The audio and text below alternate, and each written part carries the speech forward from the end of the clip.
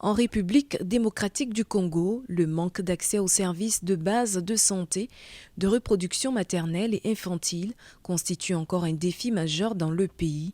Le taux de mortalité maternelle et infantile, qui s'élève à 378 décès pour 100 000 naissances vivantes, selon les chiffres officiels, reste élevé malgré l'assistance d'accoucheuses qualifiées, assurant près de 90% des accouchements dans des structures de santé.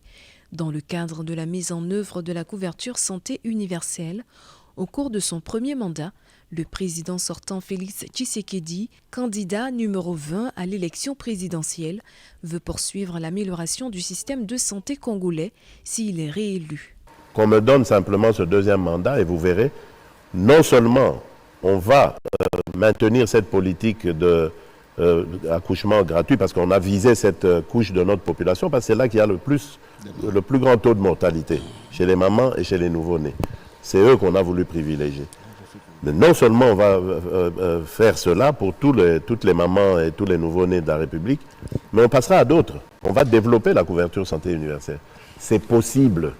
Dites-le vous, c'est possible. Le docteur Denis Mukwege, candidat numéro 15 à l'élection présidentielle, reconnu comme un grand spécialiste du traitement des violences sexuelles faites aux femmes en temps de guerre, compte poursuivre ses actions en faveur de la défense des droits des femmes et des jeunes filles victimes de viols en RDC.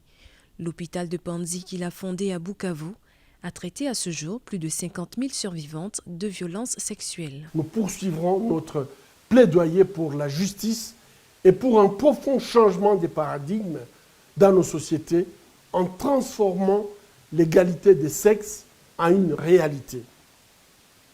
Le chemin pour un monde plus inclusif, égalitaire et prospère est encore long et porteur d'espoir car, chacun le sait, investir dans les femmes et les jeunes filles, c'est investir au bénéfice de l'ensemble de la société et de l'intérêt général.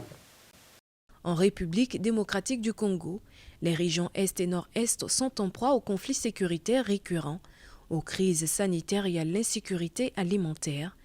Le renforcement des systèmes de réponse aux besoins de santé des populations congolaises dans ces régions et dans d'autres parties du pays reste un défi auquel devra faire face le président qui sera élu au soir du 20 décembre 2023.